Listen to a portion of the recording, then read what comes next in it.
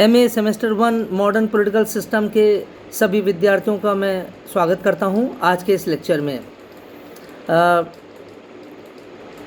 आप जैसा जानते हैं कि आजकल ऑनलाइन लेक्चर्स ही चल रहे हैं और इस संबंध में मैंने आपको कुछ पिछले दिनों में रीडिंग मटेरियल भी भेजा था व्हाट्सएप के माध्यम से। कुछ चैप्टर्स के विषय में मैंने आपको कुछ सामग्री भेजा था और मुझे पूर्ण विश्वास है कि आपने उन सारी चीज़ों को पढ़ा होगा और विषय को समझा होगा। साथ में आई एम ऑल्सो कॉन्फिडेंट कि that you must be consulting more material your own books on those chapters. तो इसलिए आप लोग थोड़ा ध्यान लगा के पढ़िएगा और इस तरह से मैं आपको ऑनलाइन लेक्चर्स के माध्यम से और साथ साथ जो मटेरियल समय समय पर मैं भेजूंगा, सामग्री भेजूंगा, उसको भी आप कंसल्ट करते रहिएगा अपने अध्ययन में। थोड़ी सी बात आज कर लेते हैं अबाउट कॉलोनियलिज्म। ये सेकेंड यूनिट का ये टॉपिक है और इस संदर्भ में जो कॉलोनियलिज्म जो चैप्टर है कॉलोनियलिज्म एंड डी कॉलोनियलिज्म, उपनिवेशवाद तथा वि उपनिवेशवाद से संबंधित जो ये अध्याय है, इस अध्याय के संबंध में मैंने आपको कुछ सामग्री भी भेजी थी व्हाट्सएप के माध्यम से और मुझे उम्मीद है कि आपने उस चीज़ को देखा होगा, पढ़ा होगा और समझा होगा। फिर भी मुझे लगता है कि थोड़ी सी वार्ता भी कर लिया जाए इस संदर्भ में, जिससे कि कुछ और अगर कुछ बात रह गई हो समझने के संदर्भ में तो वो भी आपको समझ में आ जाएगी। और when we talk about colonialism, the first question that arises in our mind is that what is meant by colonialism? That is, our very first question is about the concept of colonialism. अर्थात उपनिवेशवाद से क्या तात्पर्य है? सबसे पहला प्रश्न यही आता है। देखिए, उपनिवेशवाद, उपनिवेश, ये एक संस्कृत का शब्द है। उपनिवेश, निवेश को हम कहते हैं कि स्थित होना, या दूसरे अर्थ में हम कह लें निवेश को हम ये भी कहते हैं कि निवेश करना, कुछ इन्वेस्टमेंट करना। और उप का मतलब है पास, तो अर्थात किसी पास, अपने पास किसी चीज़ को निवेश करना, अपने पास स्थित किसी चीज़ में निवेश करना। तो उपनिवेश को इस संदर्भ में पहले समझना चाहिए उसके शब्दों के माध्यम से, उसके टाइटल के माध्यम से। तो उप प्लस निवेश, अर्थात जो पास में जिस किसी चीज़ के पास अगर हम निवेश करते हैं, उप का मतलब होता है पास और निवेश का मतलब होता है इन्वेस्टमेंट करना। तो अर्थात किसी चीज़ में जब हम अपने पास में कोई चीज़ स्थित होती है और उसमें अगर हम कुछ डिपॉजिट करेंगे, उसमें कुछ हम इन्वेस्टमेंट करेंगे तो हम उसे कहेंगे उपनिवेश, है ना। ये संस्कृत का एक शब्द है और अंग्रेजी में कहते हैं कॉलोनी। कॉलोनी, अब देखिए ये जो शब्द है कॉलोनी, ये कॉलोनी शब्द जो उभर के आया है, ये जो है लैटिन वर्ड है कोलोनिया। लैटिन वर्ड से ही उत्पन्न हुआ कलोनिया, COLONIA, कलोनिया। और कलोनिया का तात्पर्य है अंग्रेजी में कॉलोनी। कॉलोनी को हम कहते हैं इलाका या कोई प्रदेश, इसे कहते हैं कॉलोनी, या लैटिन वर्ड का भाषा है कलोनिया, जिससे ये शब्द उत्पन्न हुआ है। अब आते हैं कि इसका मूल अर्थ क्या है। What is the meaning of colonialism? Colonialism का तात्पर्य है बहुत सिंपल अर्थ में टू ब्रिंग और टू बिल्ड कॉलोनीज, अर्थात the process of building colonies is refer to as colonialism. बहुत ही साधारण स्पष्ट शब्दों में, अर्थात उपनिवेशों के निर्माण की प्रक्रिया को उपनिवेशवाद कहते हैं। उपनिवेशों की निर्माण की प्रक्रिया को उपनिवेशवाद कहते हैं। That is the process of building colonies is termed as colonialism. अब देखिए, और इसको अगर थोड़ा सा और हम सिंप्लीफाई करेंगे, कॉलोनीज फिर क्या हुई, कैसे इसको बिल्डअप किया जाता है, इसको हम ये कहते हैं, जब हम और सिंप्लीफाई करेंगे, इसके अर्थ को और समझने का प्रयास करें, इसमें यह होता है कि when a nation conquers its neighboring country, any of its neighboring country or neighboring land or any neighboring territory or neighboring people,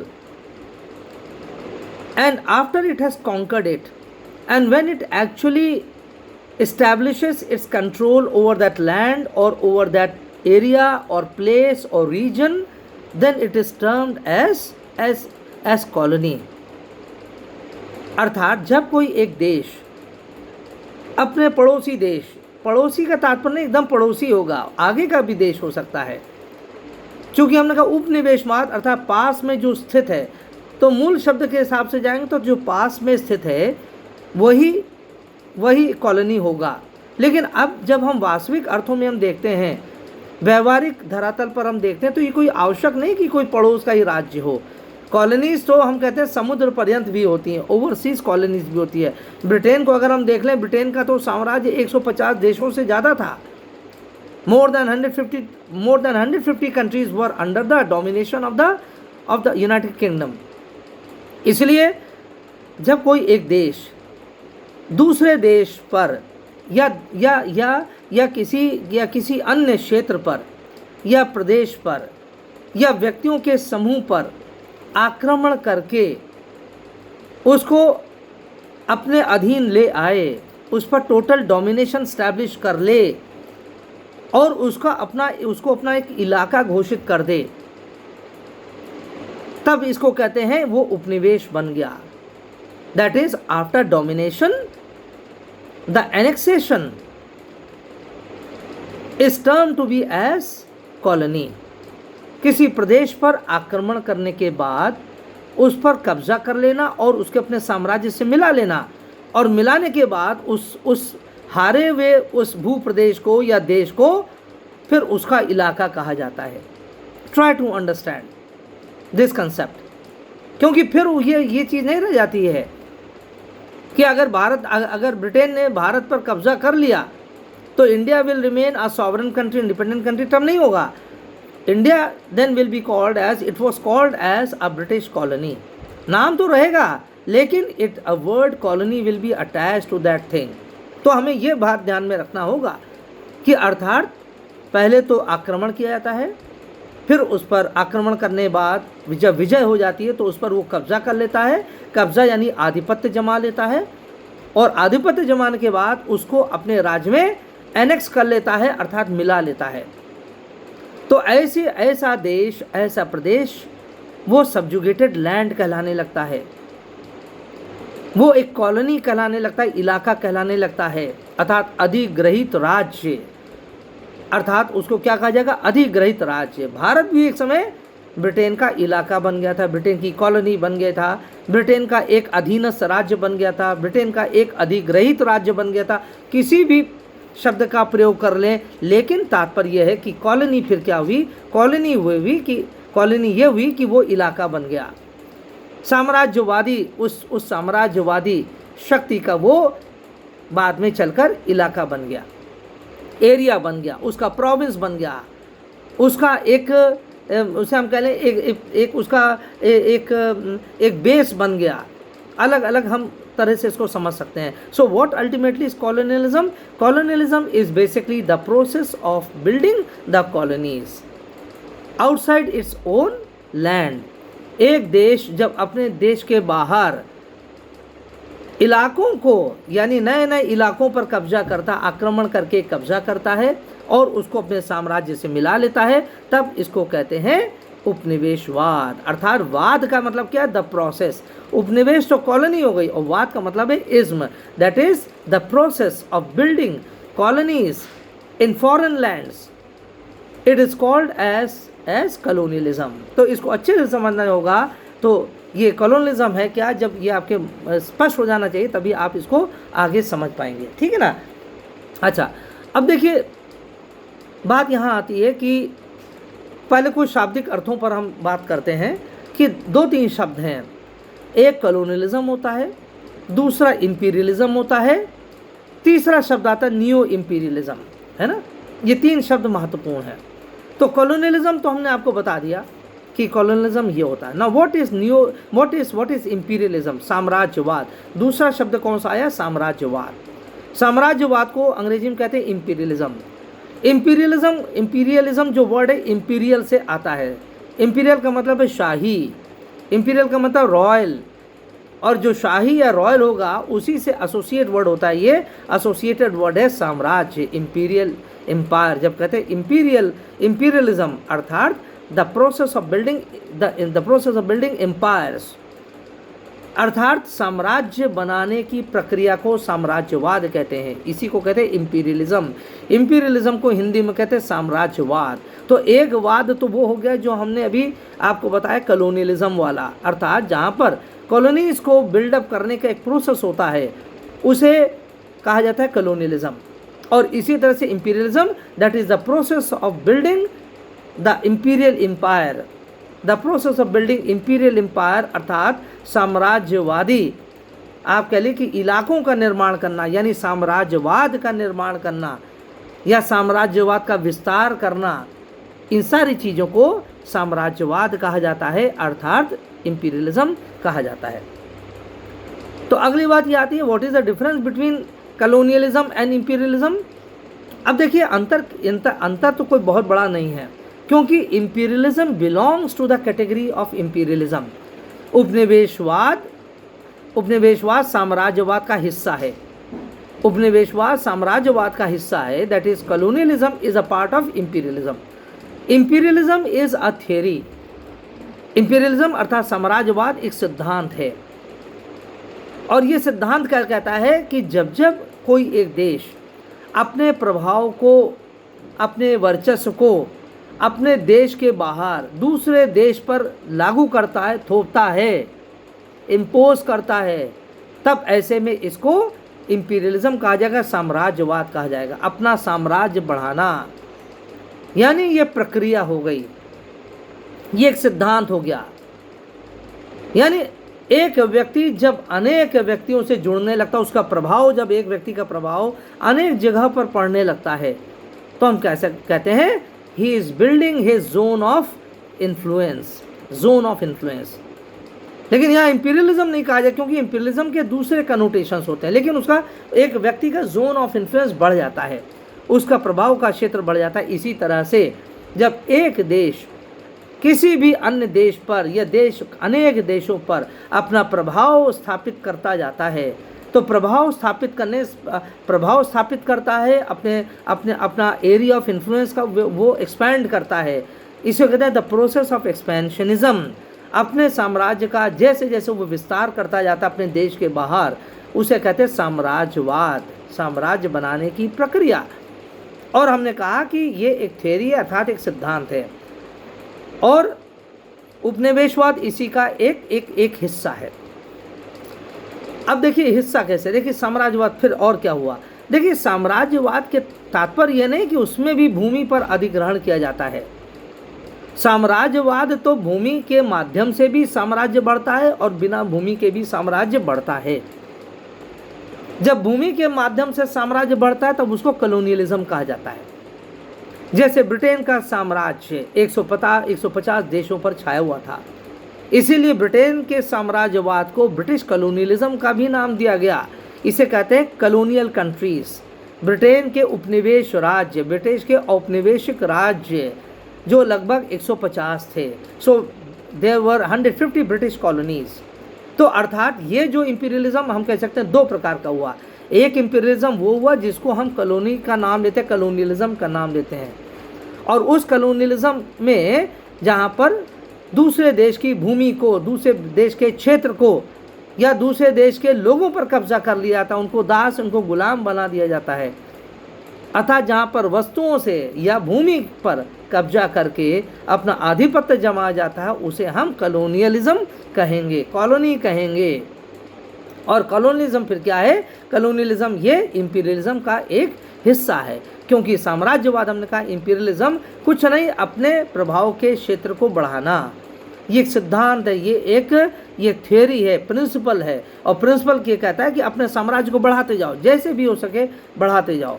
और तो कॉलोनियलिज्म तो ये हुआ, और कॉलोनियलिज्म इंपीरियलिज्म का पार्ट हुआ। अच्छा, अब एक शब्द और आता है, नियो इंपीरियलिज्म अर्थात नव साम्राज्यवाद क्या है। देखिए अच्छा एक बात यहाँ और कह देते हैं कि जब हम नव साम्राज्यवाद कहते हैं तो एक शब्द और आएगा इसके साथ, ओल्ड इंपीरियलिज्म फिर क्या हुआ। अगर हम एक वर्ड यूज करते हैं new imperialism, then it implies that there must be old imperialism as well. अगर हम नव साम्राज्यवाद इस शब्द का प्रयोग कर रहे हैं, इसका तात्पर्य कोई पुराना साम्राज्यवाद भी रहेगा, पुरातन साम्राज्यवाद। तो जो ओल्ड इंपीरियलिज्म है उसको ही कॉलोनियलिज्म कहा जाता है। Old imperialism was known as colonialism, क्योंकि उस समय इंपीरियलिज्म का जो एक प्रकार था, एक ही प्रकार था, और वो था कॉलोनी बनाने के माध्यम से, अर्थात अपने उपनिवेशों पर कब्जा कर, उपनिवेश बनाने के माध्यम से। और उपनिवेश बनाए जाते थे दूसरे देशों पर हमला करके, कब्जा करके, और उस पर अपना आधिपत्य जमा कर। और ब्रिटेन ने जो किया 150 देशों पर, बहुत सारे अन्य देशों ने इस तरह से चलाया। तो अर्थात जो पुराने समय में जो 15वीं शताब्दी से हम लोग कहते हैं उपनिवेशवाद आरंभ हुआ, 15वीं से लेकर 20वीं शताब्दी तक उपनिवेशवाद चला। तो जो 500 साल का ये जो उपनिवेशवाद का काल था, इसमें समझ लीजिए फर्स्ट वर्ल्ड वॉर तक, until the first world war, जिस प्रकार का साम्राज्यवाद था उसे हम कहते हैं वो ओल्ड इंपीरियलिज्म था। 15वीं शताब्दी से लेकर प्रथम विश्व युद्ध के समय तक जो साम्राज्यवाद था उसको हम ओल्ड इंपीरियलिज्म कहते हैं, अर्थात पुराना साम्राज्यवाद कहते हैं। अर्थात पुराने साम्राज्यवाद से तात्पर्य कि जहाँ पर एक देश दूसरे देश पर आक्रमण करके, उस पर कब्जा करके, उसको अपने साम्राज्य से मिला लेता था, तो उसको कहते थे कॉलोनियलिज्म। और इसी कॉलोनियलिज्म को ओल्ड इंपीरियलिज्म के नाम से जाना जाता है। तो इसीलिए जब हम कहते हैं एक न्यू इंपीरियलिज्म है, अर्थात नव साम्राज्यवाद है, तो नव साम्राज्यवाद से तात्पर्य ये है कि एक समय वो आया कि जब जमीन पर कब्जा करने के का माध्यम समाप्त होने लगा, जब एक देश के लिए संभव नहीं रहा कि वो दूसरे देश पर आक्रमण करके उसको अपने साम्राज्य में मिला ले, जब ऐसा संभव नहीं रहा, तब ऐसे में ओल्ड कॉलोनियलिज्म समाप्त हो गया और साम्राज्यवाद लेकिन नहीं रुका। पुराना साम्राज्यवाद तो समाप्त हो गया, उपनिवेशवाद की प्रक्रिया तो समाप्त हो गई, लेकिन साम्राज्यवाद बनाने का, साम्राज्य स्थापित करने का, साम्राज्य विस्तार करने की प्रक्रिया नहीं समाप्त हुई। तो पुराना स्वरूप समाप्त हो गया, लेकिन उसकी जगह नया स्वरूप आ गया साम्राज्यवाद का, और इसीलिए कहते हैं न्यू इंपीरियलिज्म। अब देखिए, जो न्यू इंपीरियलिज्म कहते हैं या न्यू इंपीरियलिज्म कहते हैं नव साम्राज्यवाद, ये उदय होता है दूसरे विश्व युद्ध के बाद, हम कह लें प्रथम विश्व युद्ध के बाद, कि जब, या थोड़ा सा हम कह सकते हैं अगर हिस्ट्री में जाए, थोड़ा सा और घटनाओं को हम पढ़ेंगे, थोड़ा सा और पहले के समय से ये आरंभ हो गया था, जब जापान ने मंचूरिया पर आक्रमण किया और साथ साथ चीन पर भी आक्रमण किया, और कुछ सोवियत यूनियन के कुछ इलाके पर आक्रमण करके वहाँ पर उसने अपना जोन ऑफ इन्फ्लुएंस स्थापित कर दिया, उसने अपना प्रभाव क्षेत्र स्थापित कर दिया। हालांकि बाद में उसके जो आक्रमण था वो आक्रमण रिवर्स भी हो गया, अर्थात जो उसने कब्जा किया था वो रिवर्स भी हो गया। अर्थात एक समय आया कि जब उसको स्वतंत्रता प्राप्त हो गई, मंचूरिया भी उसके अधिकार क्षेत्र से निकल गया, चीन भी स्वतंत्रता मिल गई, और साथ साथ सोवियत यूनियन पर के कुछ इलाकों पर जो उसने कब्जा किया था वो भी उससे मुक्ति मिल गई। तो अर्थात ये जापान से ये प्रक्रिया आरंभ होती है, लेकिन दूसरे विश्व युद्ध के बाद तो ये प्रक्रिया बिल्कुल समाप्त हो गई, अर्थात पुराना उपनिवेशवाद तो बिल्कुल समाप्त हो गया, करीब करीब हम कह लें बिल्कुल ही लगभग ये समाप्त हो गया। अब इसके बाद क्या होता, आरंभ होता नव साम्राज्यवाद। नव साम्राज्यवाद दूसरे विश्व युद्ध के बाद विशेष रूप से देखने को मिलता है। और क्यों देखने को मिलता है? इसलिए क्योंकि जैसे हमने बताया कि 50 से लेकर 70 के दशक तक, 1950 से लेकर 1970 के दशक तक, कम से कम 20 वर्षों तक the era of decolonisation set in, अर्थात उपनिवेशीकरण का ज़माना या कह ले काल आरंभ हो गया था। इस 20 साल तक उपनिवेशीकरण का दौर चलता रहा। अब ये डीकोलोनाइजेशन, या जिसको हम कहते हैं उपनिवेशीकरण, वाह में छोटी ई की मात्रा, वाह में छोटी ई की मात्रा, उपनिवेशीकरण, that is the process of liberation of the colonial countries is called as decolonisation. अर्थात जो उपनिवेशवाद को स्वतंत्र करने की जो प्रक्रिया आरंभ हुई संयुक्त राष्ट्र की स्थापना के बाद 1945 के बाद, और विशेष रूप से फिर 1950 से इसने गति पकड़ लिया, उस प्रक्रिया को, अर्थात जिस प्रक्रिया के द्वारा उपनिवेशवाद की समाप्ति होने लगी, और ये समाप्ति 20 वर्ष तक कम से कम चलती रही, 1950 से लेकर, अगर हम 1945 से कहें तो ये गलत नहीं होगा, क्योंकि 1947 में तो भारत को भी स्वतंत्रता मिल गई थी, और भारत को स्वतंत्रता मिलना एक बहुत बड़ा एक ये विषय था, क्योंकि India was such a huge and massive countries as compare to other countries of South Asia. South Asia में आप जानते हैं लगभग सभी राज्यों पर ब्रिटेन की हुकूमत रही। साउथ ईस्ट एशियन कंट्रीज पर, दक्षिण पूर्वी एशिया के अनेक राज्यों पर ब्रिटिश शासन का साम्राज्य था बहुत सालों तक, और वो सारे लेकिन साम्राज्य धीरे धीरे 1950 के बाद से सब समाप्त होने लगा। लेकिन भारत को जो साम्राज्यवाद से मुक्ति मिली 1947 से, वो एक बहुत बड़ा एक प्रभावशाली, वो एक आप कह लिए कि एक डेवलपमेंट था, that was a landmark development, और उसके वजह से जो प्रोसेस ऑफ डीकोलोनाइजेशन था वो सेट इन हो गया, तेजी पकड़ लिया राष्ट्रों की मुक्ति आंदोलन का।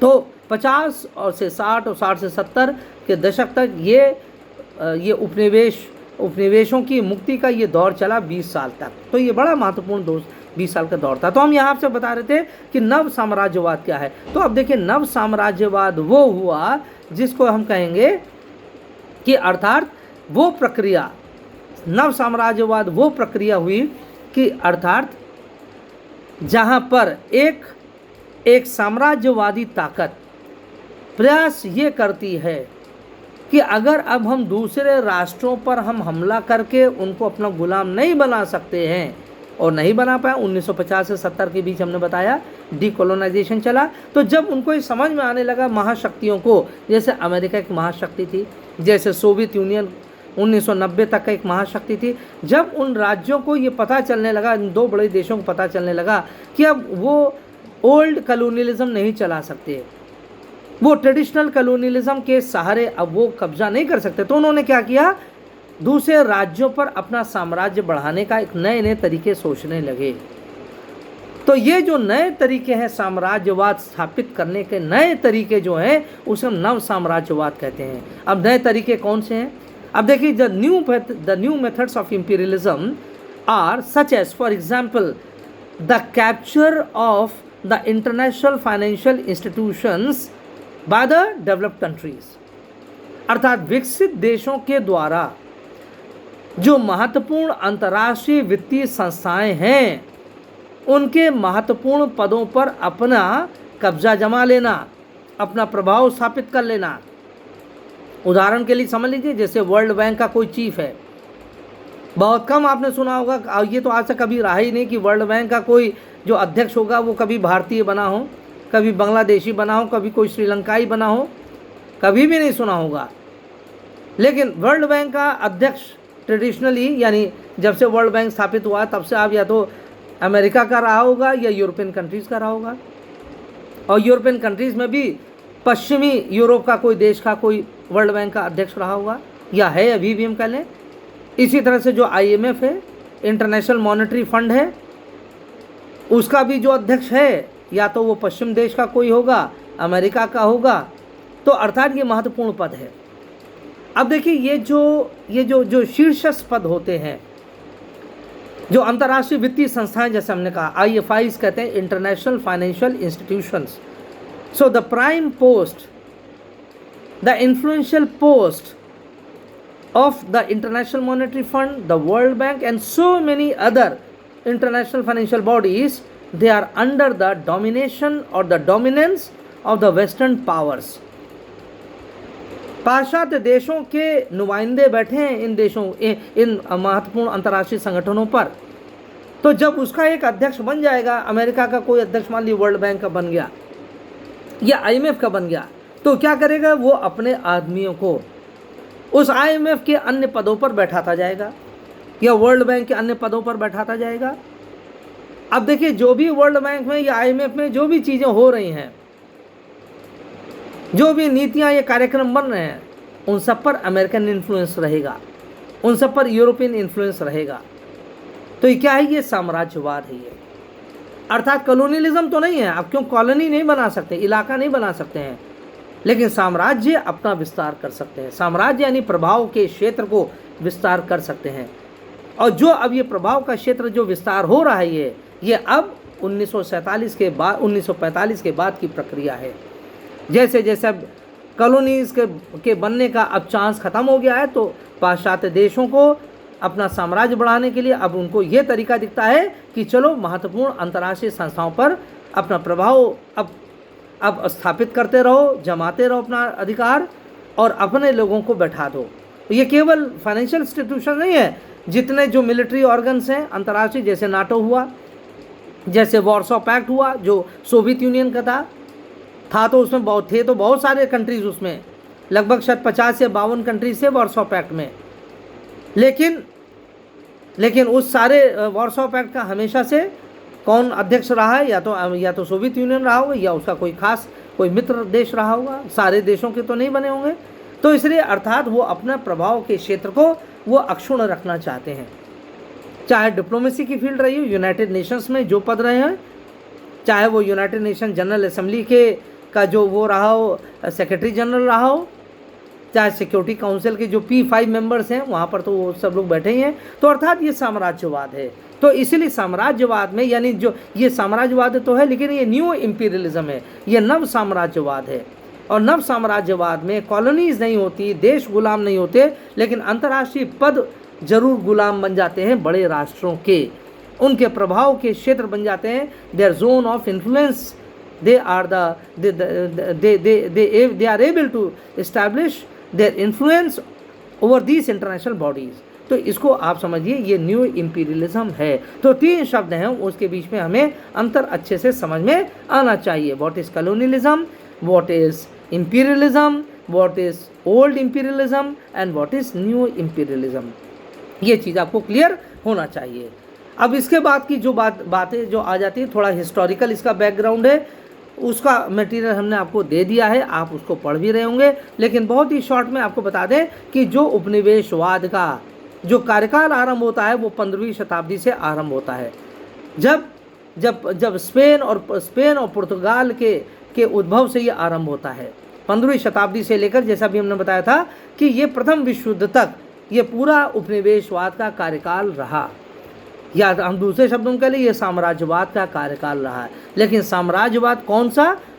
ओल्ड कॉलोनियलिज्म का था, पुराना साम्राज्यवाद था, जिसे हम उपनिवेशवाद कहते हैं। तो जो सबसे पहले जो हमारे सामने बात आती है वो 1492 में आती है, जब कोलंबस ने अमेरिका के रूट को डिस्कवर किया। जो सी रूट था वो उस सी रूट को डेवलप करते हुए, अर्थात उसको डिस्कवर करते हुए कोलंबस पहुंच गया, अमेरिका में पहुंच गया। और कोलंबस आप जानते हैं कि वो एक पोर्चुगीज़ था। तो 1492 में कोलंबस ने अमेरिका को डिस्कवर किया और 1498 में वास्को डी गामा ने पुर्तगाल से लेकर भारत तक का रास्ता खोज निकाला।